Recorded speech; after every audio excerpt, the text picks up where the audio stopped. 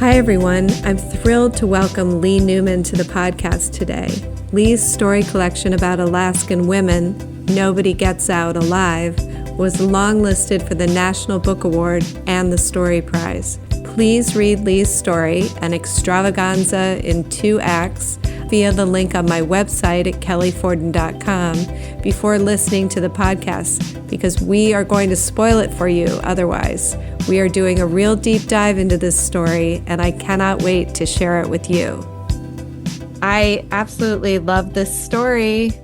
You know, you're the only one that's picked that story. And so I'm actually super excited also to talk about it, because it's very weird. But the 2 stories that always people want to talk about are Alcan, the one that's at I think it's 75 pages. And I cut it 1,000 times. I was like, it's irrelevant. But everybody loves that one.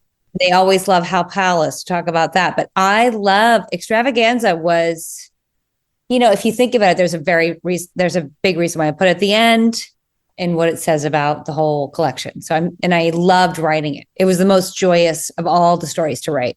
Well, it's so unusual. I mean, first of all, I picked it because it was available. I could have asked you, I would have loved to talk about many of them, but you're so accomplished that they have you behind a paywall at almost every magazine. Oh, Jesus. So, I could have sent you a book. My goodness. Well, no. I mean, I have the book too, but what I meant, so what I like to do is whoever listens to this, most of the time they're students and they're trying to learn how to write fiction.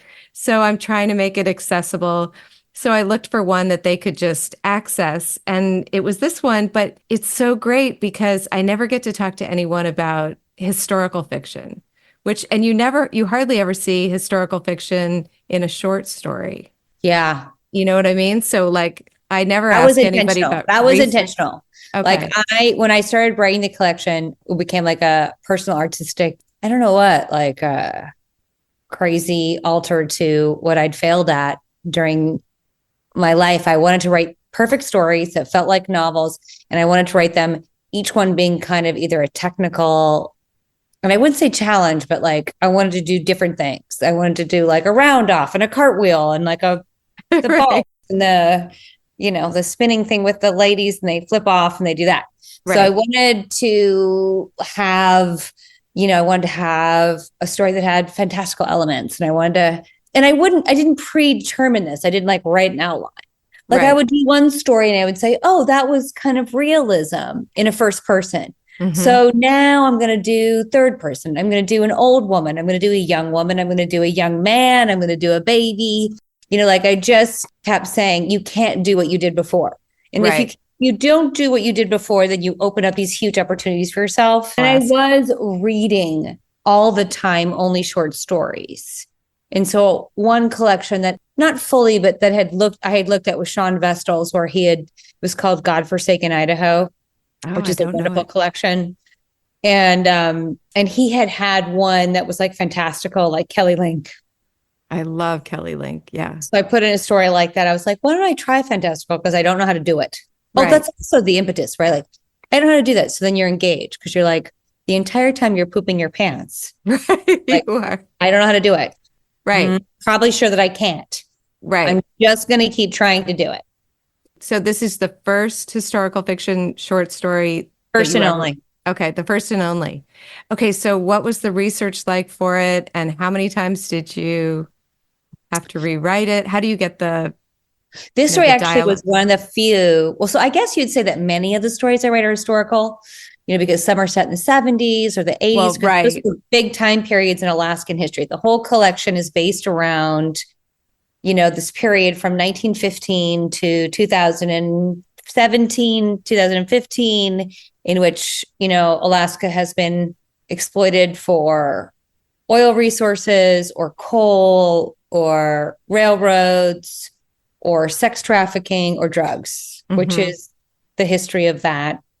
Right. I guess I was thinking because I'm in my 50s, so that doesn't feel historical. You're oh my God. I was talking to my girlfriend the other day, and then she was like, that was 50 years ago. What were we talking about?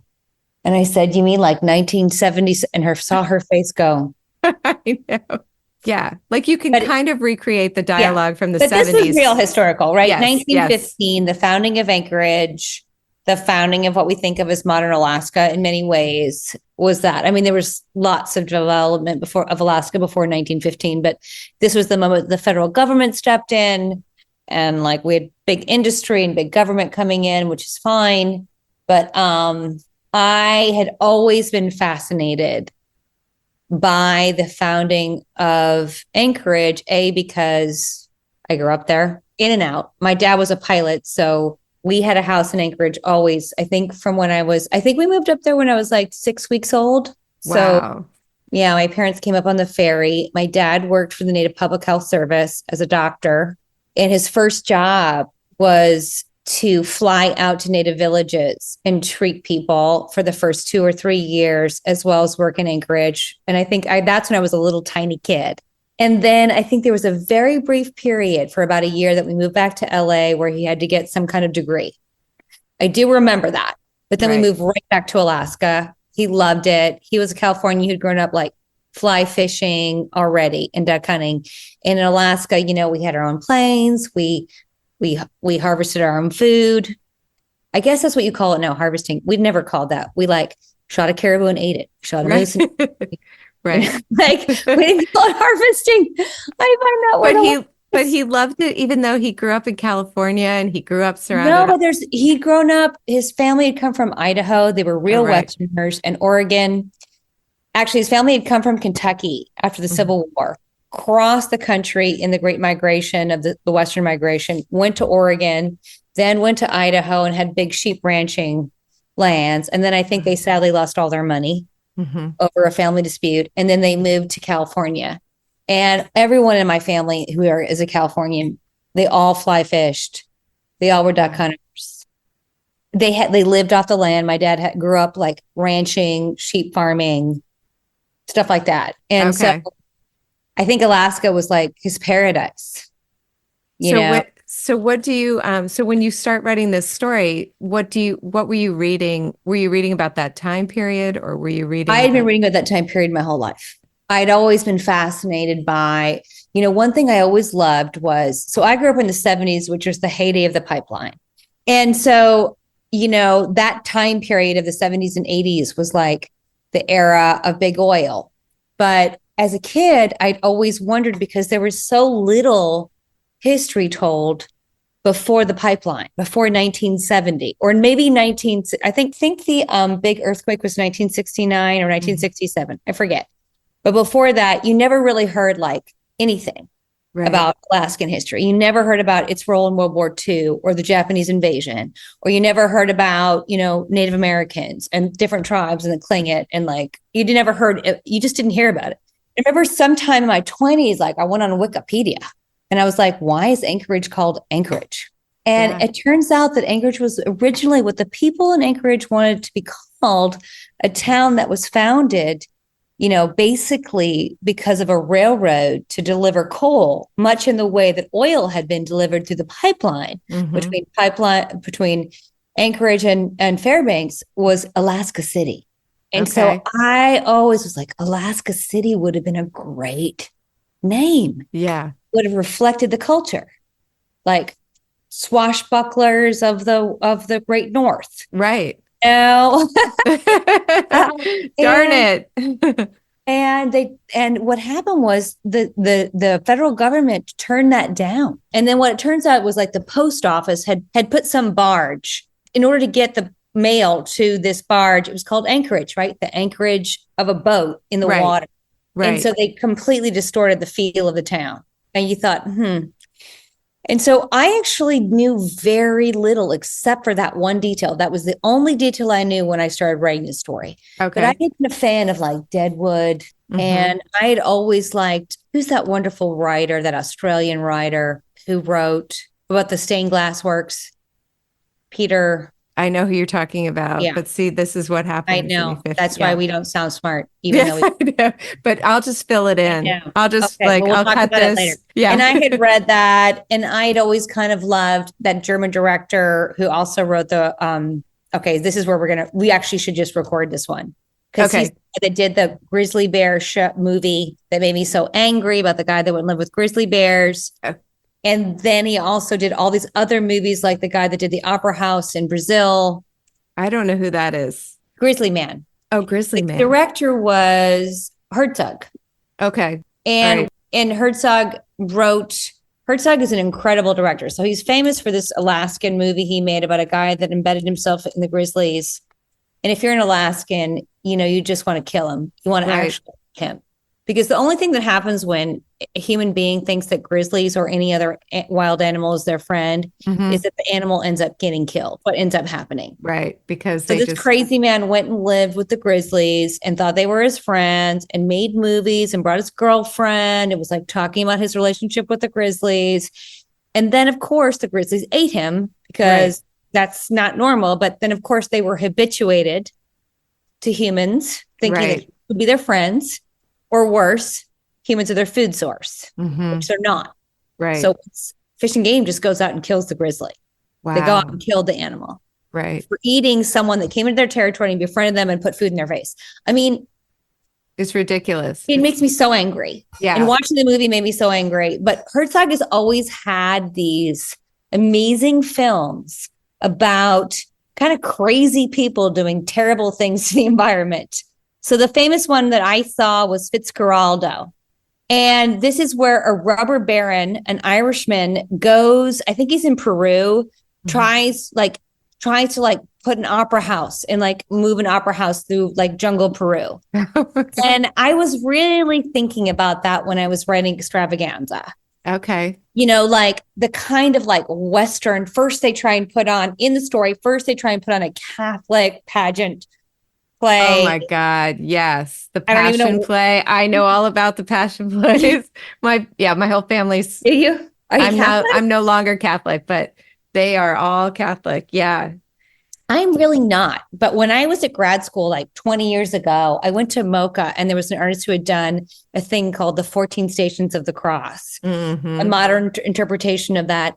And then I was always fascinated with Passion Plays. I wanted to go to Switzerland and see, they put on the whole thing. Right. And I kind of just would watch them and think about it. I mean, this is for years. Well, what happens with a short story. Right. If it's a novel for you, all these threads, right? So it was Herzog and his crazy, extravagant, flamboyant films, and then watching a Passion Play in Germany, on YouTube.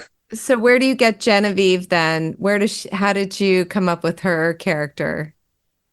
Oh, and then also Deadwood. I love Deadwood. Sadly, I haven't watched Deadwood. Is there a character in Deadwood No, okay. It's not like that. Okay. No, I wouldn't say that it's just I would love to. I would actually love to be able to just say, I liked her and I moved her over. But no, it's more like a feeling, like an atmosphere.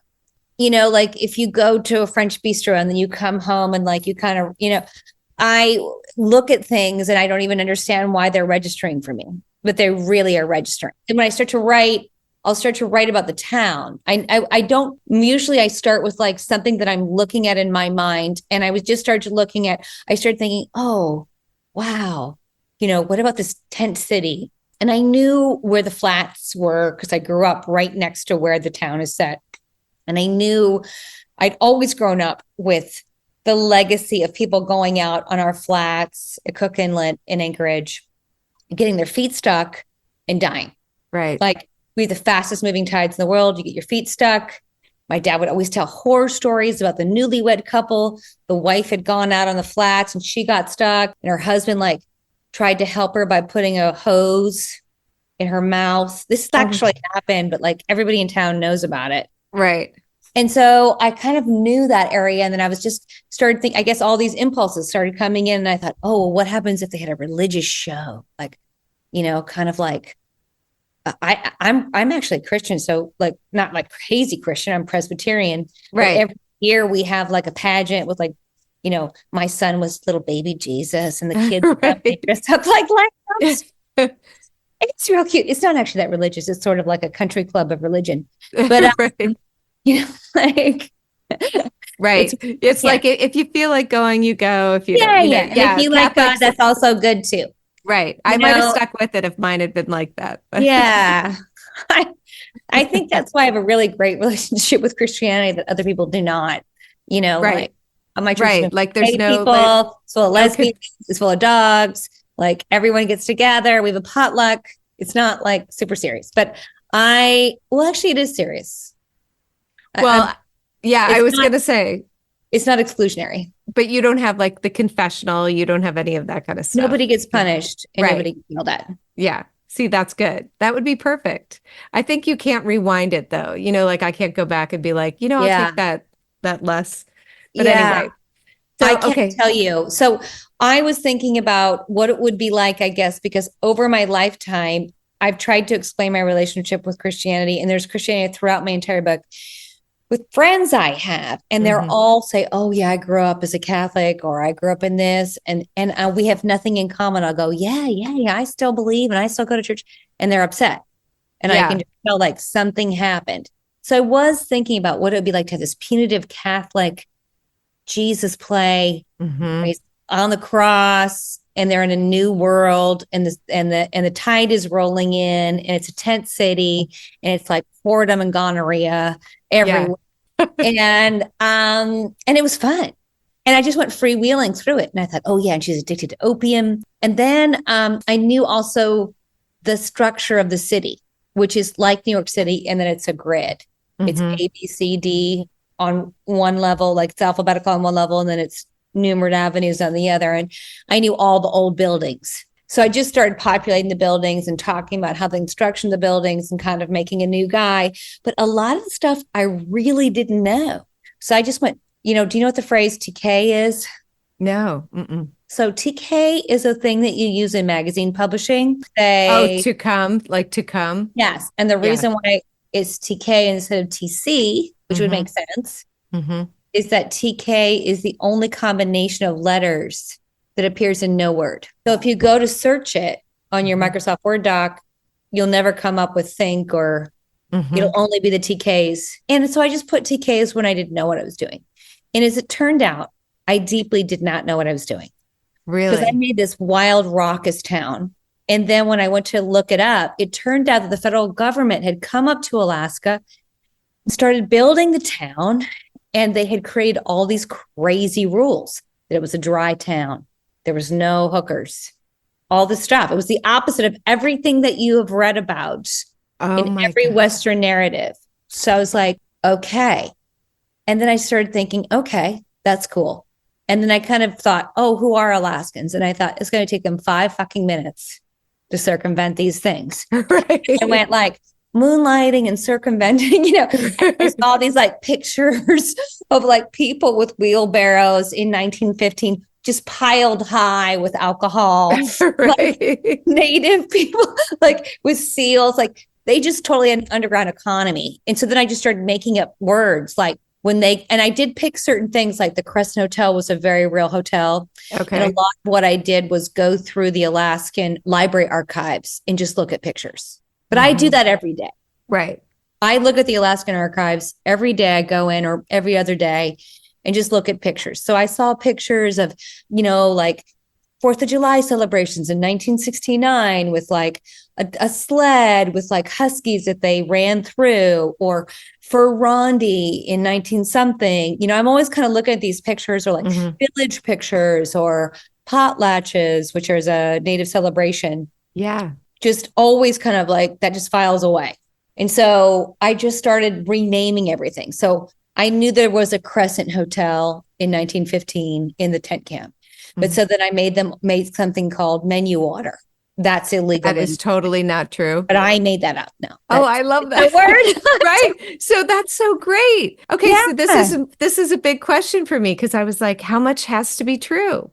But it not felt very true. Much. Right. But I think that's that amalgamation, right? But, I called the Crescent Hotel because that's a real hotel. Right. I didn't have to. I could have just made that name up. But Menu Water's great. Like, yeah. But Menu Water, I definitely made up. Okay. No. All right. What are some other things that you made up? I made up the Passion Play. That was not true. Okay.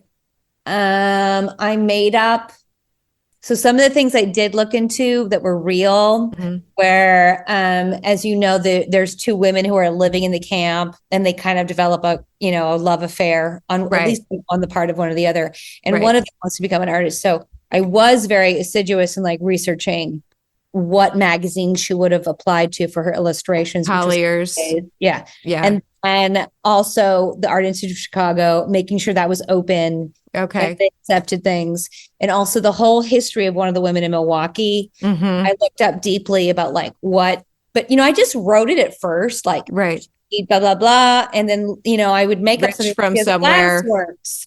And then I'd look it up later because you don't want to, die. But it took me at least a year and a half to write that I was going to say, so like, you went beginning to end, sort of getting a story arc, and then did the TKs? No. Okay. No, I'm the worst. If only I could do what you just said. I mean, wouldn't my life would be so great.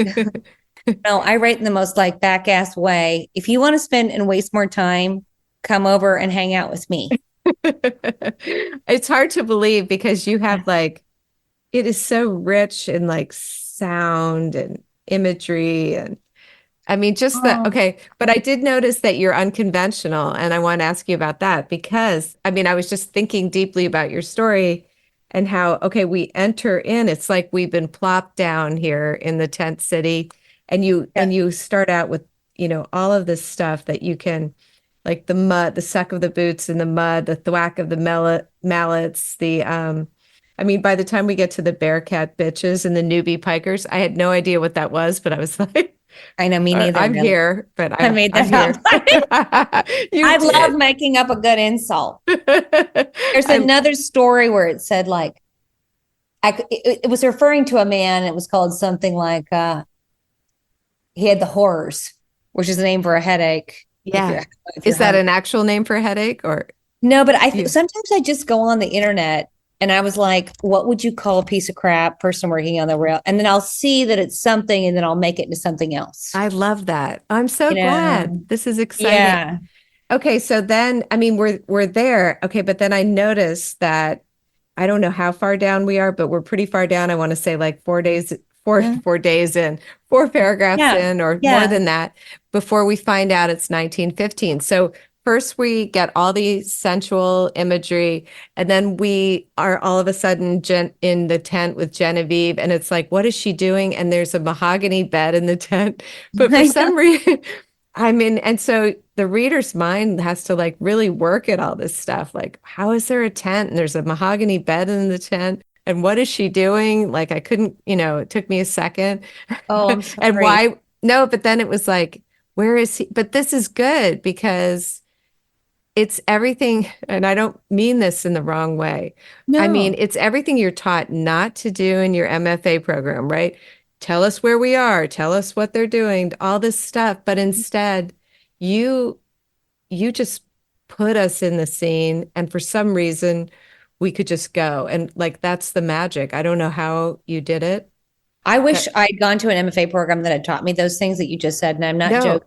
I went to an MFA program and it was great. It was UMass Amherst. And I was really lucky, but like basically all we did was like read Sebald and sit around. Right. I'm not kidding. Nobody taught us anything. It was like, I know nobody is. And it's not a great way to say, I'm going to go out into the world of fiction. So I say that with love. Right. Right. We just like read Sebald and thought about like experimental fiction. And I'm not an experimental fiction writer. So that was actually kind of a hard thing for me to break away from.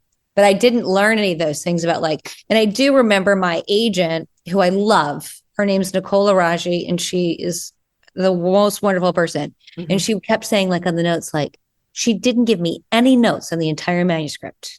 Which wow, that's amazing. I've heard is crazy. That is. She did say, why don't we move 1915 up a little bit? She did. Okay. But I wouldn't do it. I don't know why I wouldn't listen to her. No, I think you were right. Yeah. The rest of the things I listened to her about because she knows more. Right. I don't know. This is our last story. Either people are with me or they're not.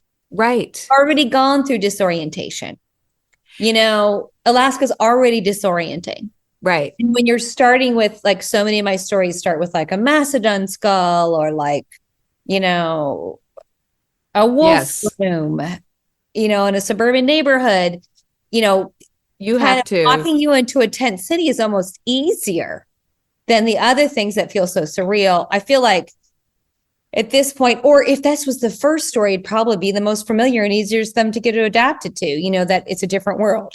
Well, and counterintuitively too, I think like if you have all of this stuff, like the thwack of the mallets and you've got the mud and you can touch, you have so much that we're just having to feel and see and smell and whatever. Well, that's actually also, that's not an accident. Yeah. I really believe, like, I wouldn't say old fashioned, but it is a little bit.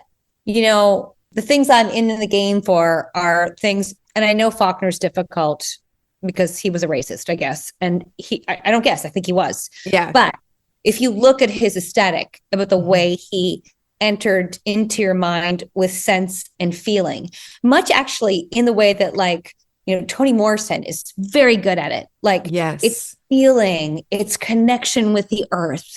It's rural. It's literally black, white, any race, anybody that's also grew up. 50 years ago, as we say, that's a long time ago, but who had a real connection with the earth, which I always did. right. I grew up fishing, hunting, playing. I didn't get a lot of education until I was in 4th grade. Mm-hmm. And so to me, the weight of feeling is the actual feel. Yeah. Like, not the feeling, but the physical feel of dirt or the sound or music or the way that you perceive things sensorially. And that's what I want to be in my fiction. I have a brain and I don't diminish my intellectual capacity in any kind of way, but I am not in this game for an intellectual exercise. Mm-hmm.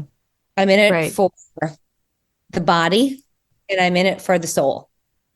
Okay. So when you say that, so you have this time period that you wanted to enter, which you were really interested in. And then I assume that you really got interested in the story of Genevieve and Walter and Hazel and everybody. Yeah. Unrequited love, right? Yes. It's a wonderful thing. Walter's in love with Genevieve, his pretend wife, and Genevieve is in love with Hazel. Right. And Hazel's in love with Art. So nobody's going to win here. We know this. Right. I didn't know it from the beginning because you never know. If you knew how it was going to play out, you wouldn't bother to write it. Right. But there's nothing better than an ache, at least in my life. I've had so many heartaches. I know. My great love affairs have just been feelings that I had for someone that didn't even know that I had the feeling for. I know. It's so sad. It's so sad. It's so sad. It drives everything. It drives everything. It does. And, I definitely think about The English Butler. It's a girl. Yeah. And, reading that book for the first time, but even the other book about the clones that were living. I love that. Always has that. Never let me go. Never let me go. I just had to prove that I could come up. And I was deeply thinking about those books and his work when I was writing the story. Really? Tell me why. Yeah, just because of the feeling of like when you're in love with someone and they don't love you back and there's no hope that they're ever going to love, and the craziness that you will go through. Right. And how people relate to that. I think in many ways, I wrote down this phrase because I was dating this person and she said to me, "Is it really love if they don't love you back?" That's what she said to me. Wow. And I thought, oh, what a different person you are than me. Yeah. Oh. You can't control whether they love you back or not. Of course it's love.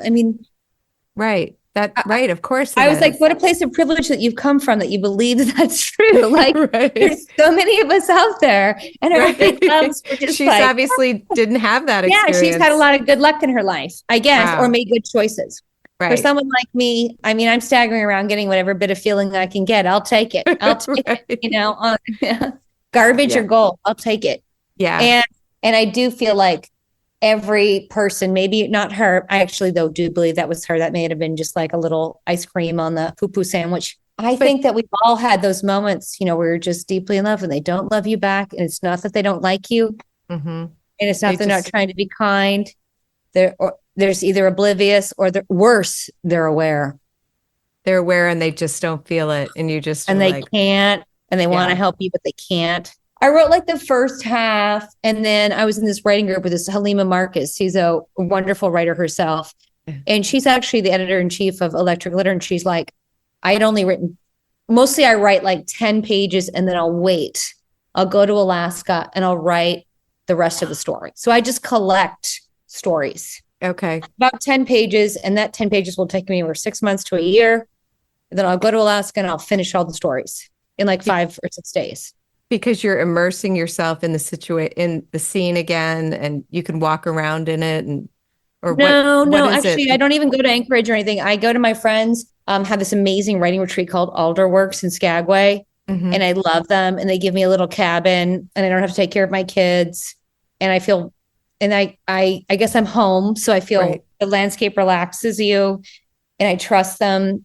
And it's actually super far. It's like I take a 12-hour flight to an 8-hour. I spend the night at a hotel, Wow. 8-hour ferry, and then at the time when I first started staying with them, it was a 16-mile bike ride to their house and back, and they didn't have a Wow. car for me.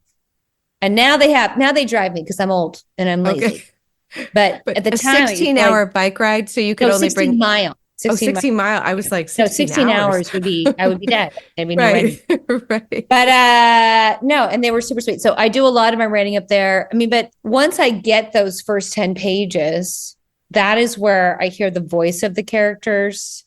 That is where I set up the whole tent city. That is where I got Genevieve and her kind of dissolute ways, her, inheritance ways.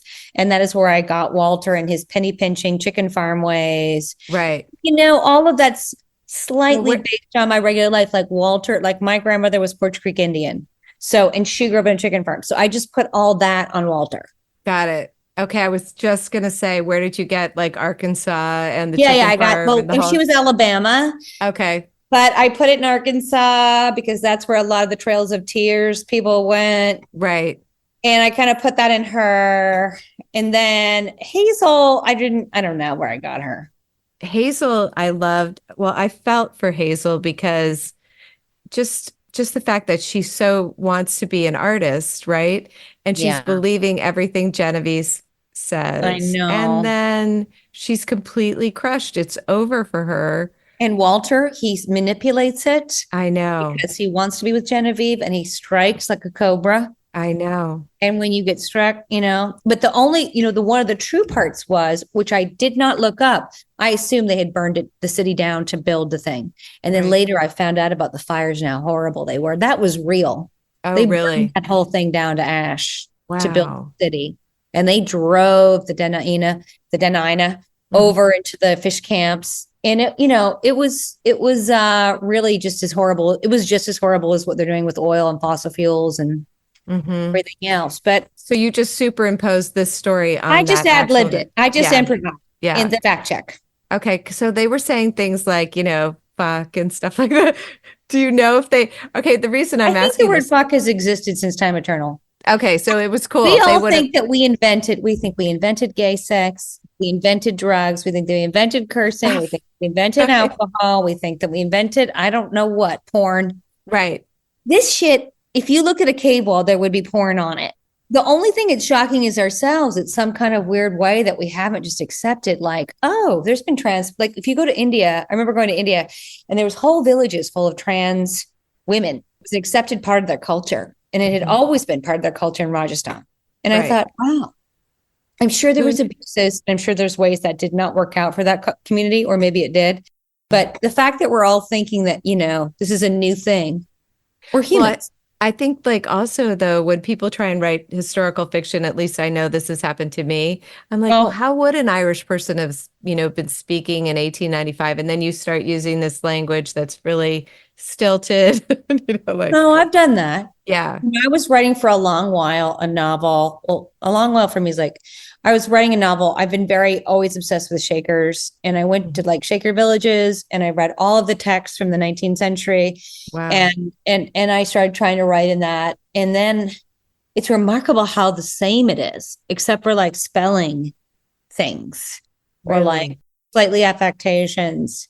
I think at some point you have to think, if the idea, if your goal, which is my goal, there's many other people who do not have that goal, is to like draw somebody into the world and make them feel. That's it. That's all I want to do. Right. They don't have to learn. They don't have to you know what I mean? I want them to feel something. I want them to have an experience Mm-hmm. to impress on their imagination. Then I'm not going to worry about it being so perfect Right. I historically. know. This is good to know. I This just will am be not. such I know how to do it. I have the right. information. It's not hard to figure out. But also 1915 was not that different. If you look at letters and stuff from 1915, they're Mhm. very similar. There were no thys and thous, Mhm. and you know. They were in the Yeah, Shaker community. I dropped that novel like a hot rock. Did you? I was like, whoa, too much work. So it's gone. It's gone And in the also, drawer. you know what? No, I've thought about it because it was inspired by this art at the Studio Art Center called like Static Visions by Girls in Shakers. And it was about 20 years ago. And I got really obsessed. And I have hundreds of books about it. I read all about it. And I started writing a novel. And then I realized these poor girls never had sex. Nobody in this community ever had sex. And I God, thought, that's right. I'm not sure that I can do this. Right. You know, love is a real thing. I mean, you Right. can have love without sex, but this is not How my did people. they do that? That is Well, they went crazy. I think they went crazy into a static vision. And I might come back to it. I come back to it, but it is the opposite. I mean, if you think about is opposite of from the Alaskan, you know, everything is kind of game. Mm-hmm. You know, like I'm gonna have like it's so funny. I'm writing this new novel and I'm talking about this woman who did cocaine off a reindeer's ass. That's like one of the opening chapters. Wow. And the truth is, reindeer are they're not a native species to Alaska. They were imported as a tourist thing. And there used to only be 2 of them in our town who lived in a backyard pen. One was named Star. And I started thinking about Star. You know, we would go down and pet her. Mm-hmm. And, you know, during the pipeline year, there was just so much cocaine. And I just always hear stories. And I saw it like as a kid, you were like, oh, Right. And I thought, well, that's funny. Like I got the sentence like Nancy was doing cocaine off a reindeer's ass. And then I had to go into like a 4-page description about why reindeer don't belong in Alaska. Oh, wow. That was like a Scandinavian thing. And Right. now you kind of, you know, it's got to be kind of, But you're writing a novel, so you have 4 pages. You can do that, right? Now you can do. well, thank you. Mhm. That feels good because I worry about it every day. As the pages accrue and the point disappears, one wonders. Right. Well, I've always heard that. I've not written I've not Me succeeded neither, in. Kelly. If Okay. you want to have a writing group, I'm down for it. Okay. I'll keep that in mind. Every time I write a novel, I keep shaving it back and shaving it back, and it ends up as a short story. It's I know really that's what weird. real stories are. Yeah. Yeah. I've never done that. I just write stories. And in this way, I set up a formal thing. I mean, I Okay. guess there was that one story, Alcan. That was a little bit like a novel, but That was like a novel. Okay, but so the medicine, is it opium and then cocaine too? Like in the it's brass laudanum and syringe? cocaine. It's laudanum and cocaine. Okay. And there was opium too. Yeah, all Okay. 3. Okay. And where'd you get the idea for her jumping? I mean, it's perfect, right? Were you just like, of course she's going to jump and ruin her foot? You know, Oh, you know never what? I didn't. What happened was that actually, so this is actually a character technique that you can use. Oh. It's not, I mean, I don't even know. I am a teacher. I teach at NYU, but when I'm just writing a character to begin with, I start kind of drawing them out in my mind and I start talking about interesting things they might have done, which is why I would like them. Okay. So I just gave her a limp. I just made her a gimp. I thought it was fun. I Right. was like, oh, she can't be perfect and she's rich and she's like staggering through the mud. Also, that would be difficult for her through the mud. So it'd be even more dramatic. Right. And so I just wrote that with her with the limp, no understanding of why. Wow. And then later, of course, when I started doing backstory, I thought, oh, that's perfect. She was a lesbian. She jumped out of the attic of her parents' house and she broke her leg. It was perfect. It was perfect. And even when it came in, like toward Yeah. the end of the story, I thought, oh, this is so good. But I think it's best if you're really thinking about it as a writer, just to write your front story, just to let people do things Mhm. that you might not understand why. And that takes a significant amount of like faith or Yeah. just like willful blinding, self-blinding, which is hard to do, honestly. Right. And just be like, I'm making somebody. She loves cookies. We don't know why she loves cookies, but Right. she just loves cookies. And because she loves cookies, especially vanilla, pecan, sandies or something, snickerdoodles. That would be something. I'd be like, oh yeah, she loves snickerdoodles. Right. I'm gonna like her. Then I can write a lot about her. And then later I'll find out that, her grandmother had given her snickerdoodles before. I don't know. You know what I mean? Saying like Yeah. you can, Yeah. Yeah. You that's just your have to, base of why right. you like someone or why you notice someone. And then you go move from that to backstory. I don't think it helps to do backstory first Mm-hmm. and then create Right. backstory. Because then you have nothing to learn when you're writing it. And I You're mean, right. learn about them and they're not Right. dynamic. I never Yeah. thought about it that way. But yes, you're right. Yeah. Also, But because I don't want to, I get tired. yeah. All right. So you came up with the area and then you have these characters. Were you attached? First, you're attached to the location, it sounds Yeah. like. Always the Always. location. Okay. And Always. then how do you, because sometimes you'll start writing about someone and they won't interest you that much. So would you just shave that character off? If there Yeah, was some, I don't write about someone that wasn't interested to me. If there's not a way in for me to fall in love with them, I'm not going to write about them. okay. Yeah. Even Genevieve's like big, bossy, fat, know-it-all husband. There's a part of me that really likes him and sympathizes with him. And that's why at the end, you find out that his mother played the piano. I might Right. not know. I like him. That's why he married Hazel, because she wanted to be an artist Mhm. and his mother had been a piano player. I loved that. You And know, then like, she went kind of crazy. Well, not yeah. she was depressed Right. when And that's why yeah. then it makes sense, right? Why he's covered up for Hazel, why he Mhm. does all these things and pretends not to know. But I don't think you can pre-plan that. But I think there's a lot of writers that can go in wanting to satirize people or make them something, Right. and they're very good at it. And I respect it. But my way into a character, even if I'm kind of making fun of them, Mhm. is to love them first. I think I have to love- George Saunders said that too. Like you have Oh, to, he did? Yeah. like you can feel Love like him. you're being really snarky or whatever, but you have to get to a stage where you are seeing them as human. That was the Yeah. number one thing I learned in this collection, where I got really stuck on my first story and I couldn't figure out why I couldn't go forward. And it was because I was not loving people. Wow. My heart was closed Mhm. to them. And the minute I would just take a paragraph or two and describe what they look like and what I liked about it, or why, I mean, it doesn't read like that, right? Like what Right. they look like. I would kind of lavish my attention on them for a little bit. Mhm. And then I would see them. And then everything would be okay. And I like that too in this story, especially we actually don't get big physical descriptions of them for a little while.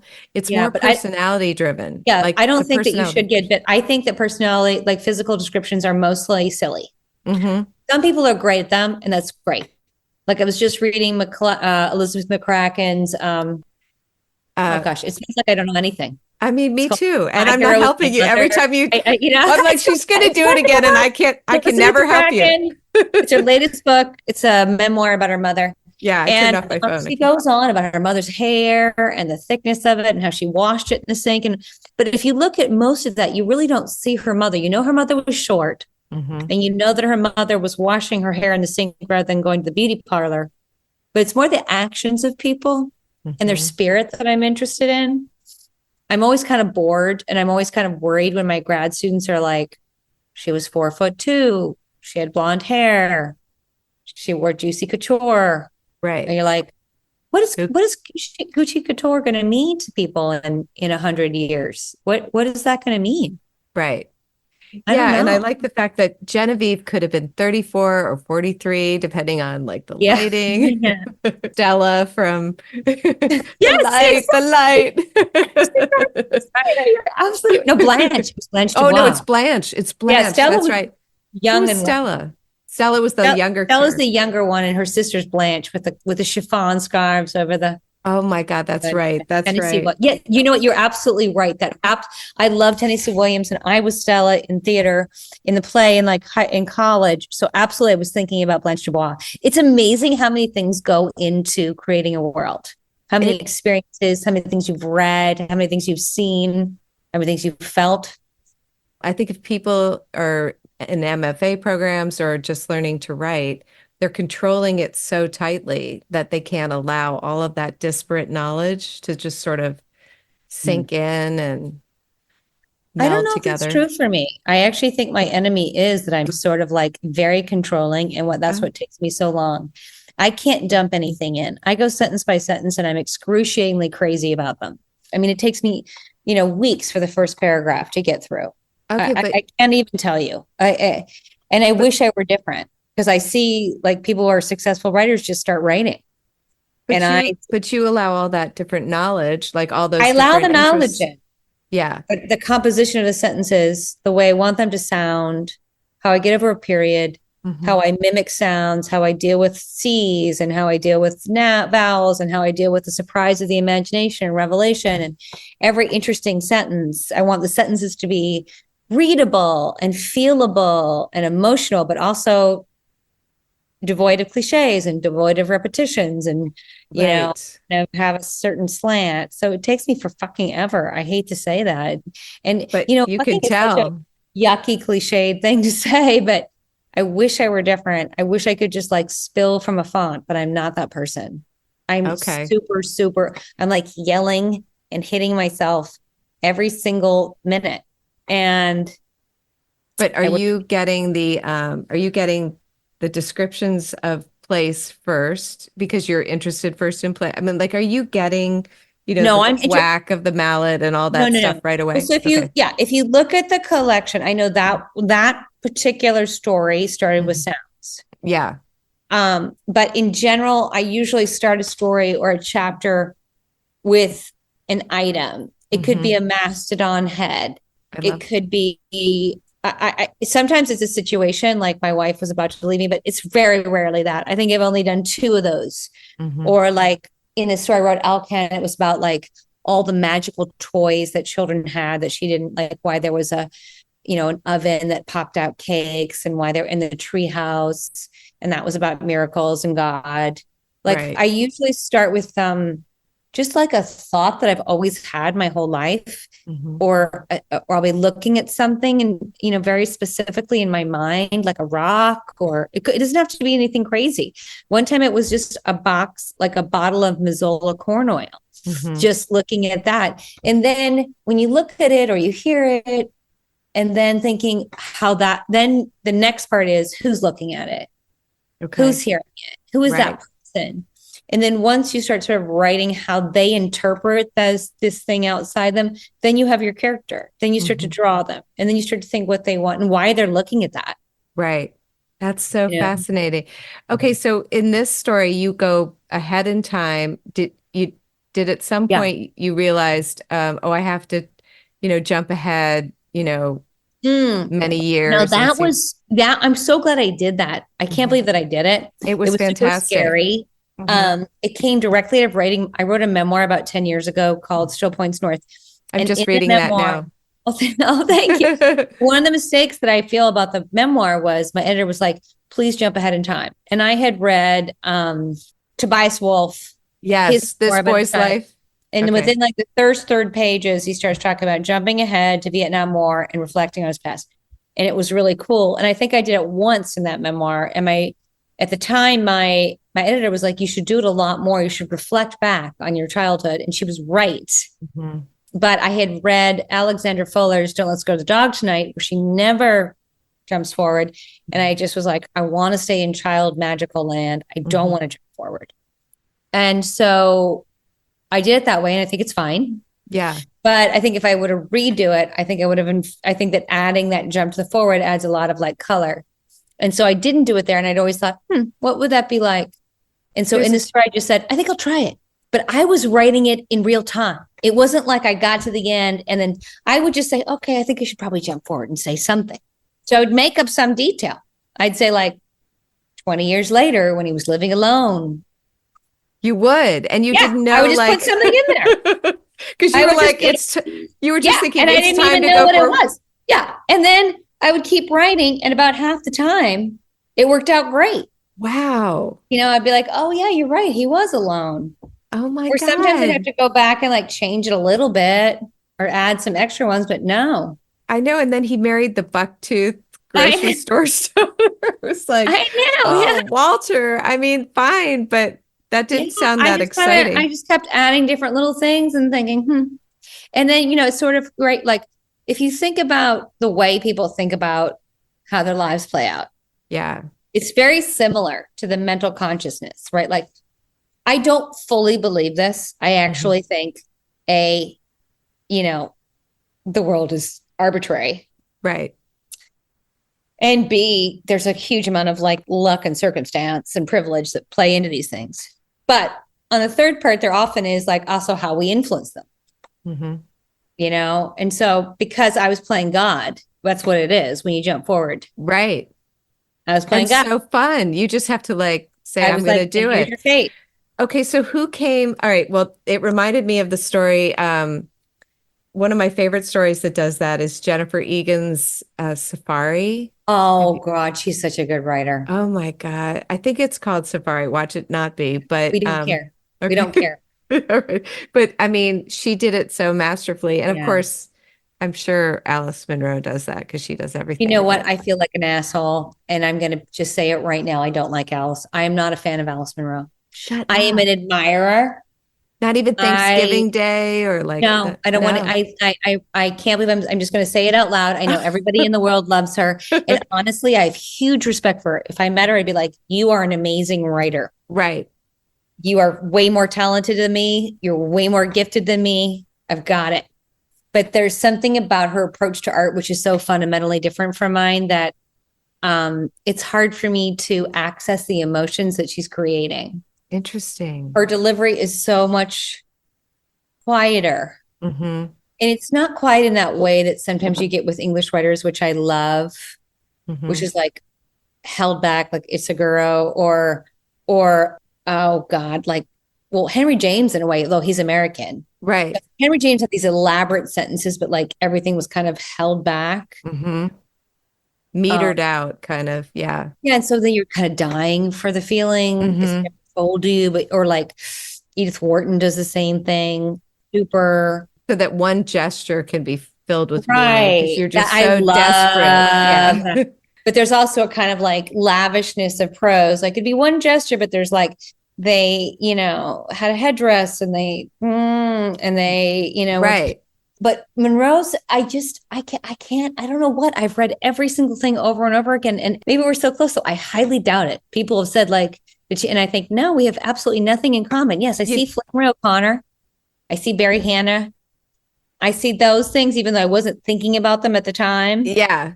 You have that like novel and a story thing going. She is a novel and a story. Yeah. Yeah. And remember that one story she wrote also about the two boys? It was a boy and a girl.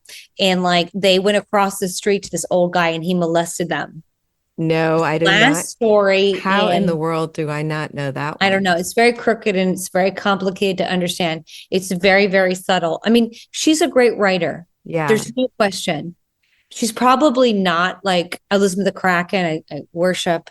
I don't think you have to like everybody. That's for sure. I mean, well, I think you can respect everybody, but what are your touchstones, I guess, is the difference. And I feel like that's the thing where also you just say, so much of who you are is saying, I'm not that. One last thing about the story itself, because I don't want to not ask this question because I wondered about it so much. What I gathered happened is Genevieve writes the telegram and says, there's this woman, she writes the telegram about herself and then they come get her. Yeah. Okay. And she's just like, Genevieve orchestrates her own self-destruction. They come and get her. Yeah. She just is She's like, heartbroken I'm done. Because Walter, causes Hazel to stop doing art because of his lie. So then she gets pregnant. And she doesn't want to have anything to do with Genevieve. And so then Genevieve causes the Pinkertons essentially to come get her. And then that's it. What do you imagine happened? They killed her. They took her off. They raped her. No, I mean, I don't even care what happens after the ending, but if you really think about it, they probably just took her back to Milwaukee and put her in a tower and that was it. And she lived her ordinary life. I mean, it doesn't matter, right? Her life is over. Whatever chance she had to be herself was finished. Yeah. I don't think it would kill him, but I think it would not be, it could be chapter 2. Maybe she escaped. Maybe she's Maybe she got over it at home and then just was like, Yeah. I'm going to do it again. Because she had so much, she was so vibrant. She was so sassy. She just, I know. Fun to write, right? really fun. Yeah. Okay. Now I've gone way over. I know Oh, what I wanted to ask you. One last thing. Okay. So you write the memoir first and then yeah. you switch to short fiction. What was that transition like for Oh, you? okay. So the memoir was a blip anyway. It's Okay. just that Oh, it was was so you were slow. writing short? So I I didn't. went to, I'd always been writing short fiction all along. Okay. I didn't know And then that. I Sorry. like ended up, and I mean, I'm only going to say this to your readers because I want them to hear my mistakes and not repeat them. Okay. But what happened was like, I'd been writing short fiction right out of grad school. I got an agent and I had a collection of stories. I I'm was sorry, not I didn't pleased know with that. them. Mhm. No, I didn't ever publish them. Like I Oh, could tell there was something wrong. I knew there was something wrong with those stories. Every time I would get to the end, it'd be like a wholesale panic. I couldn't figure out what to do. I didn't know where we were going. I knew there was something wrong, but I had great line work and I had beautiful images. I think many people would have published the stories and they Mhm. would have done well. But Mhm. I had this like sick feeling in my soul that it was fucked up and I was wrong. So you didn't even try and Nope.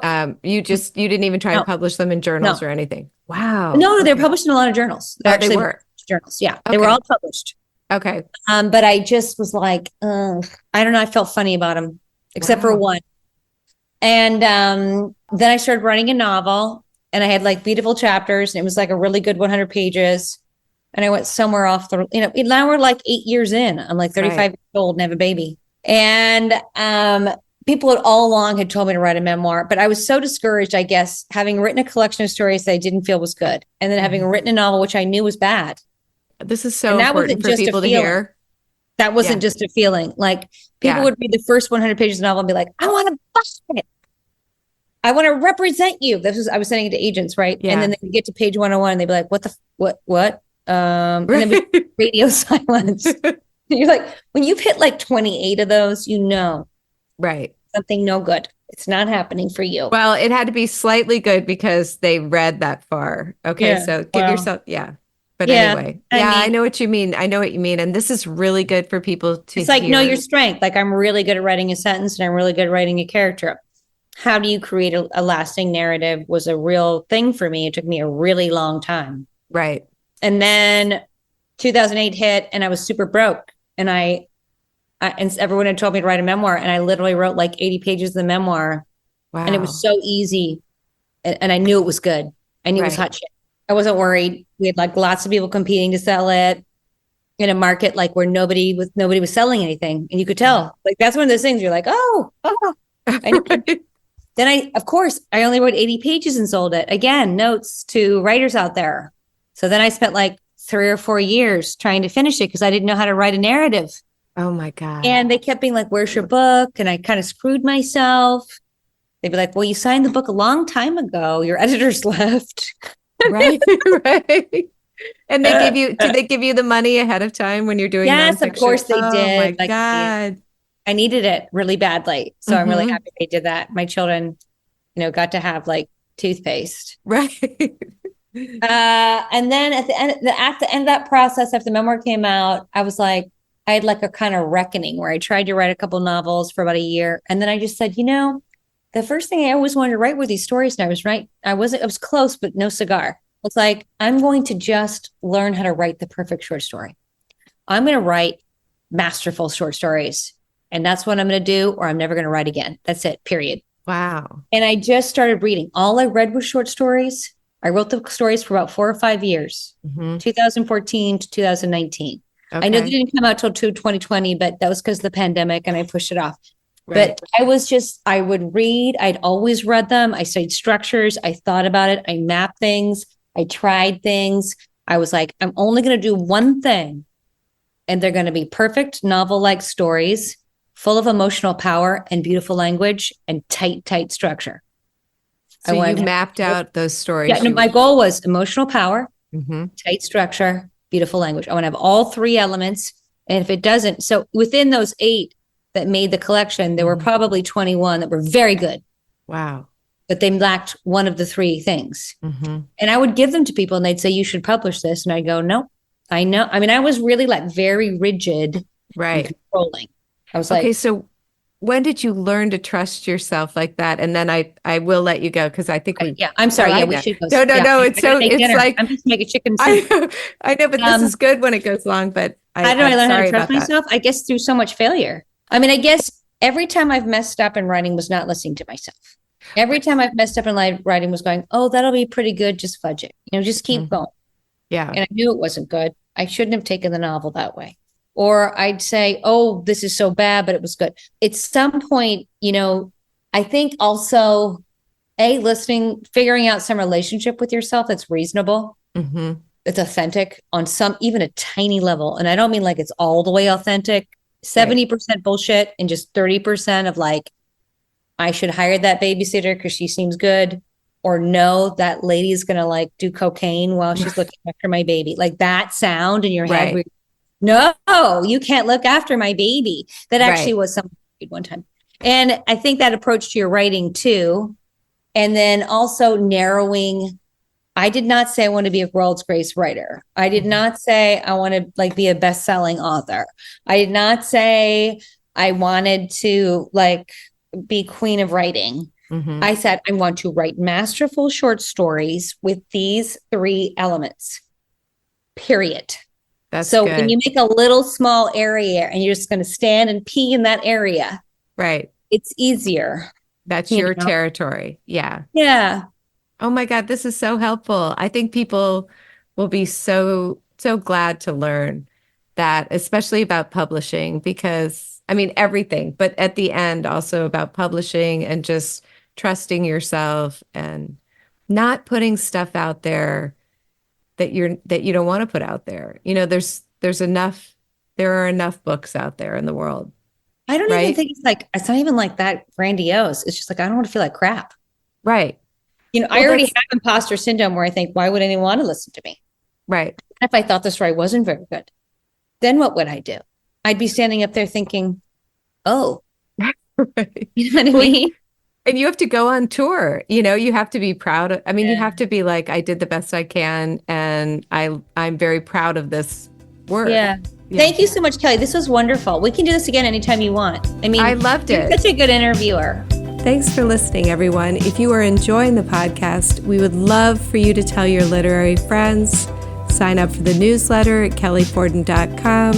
Visit our new Facebook page at Let's Deconstruct a Story. Like the podcast on Apple, Spotify, or wherever you listen. And of course, we'd always love a donation if you feel inspired. Thanks so much to Elliot Bancel for his amazing audio production prowess. See you next month.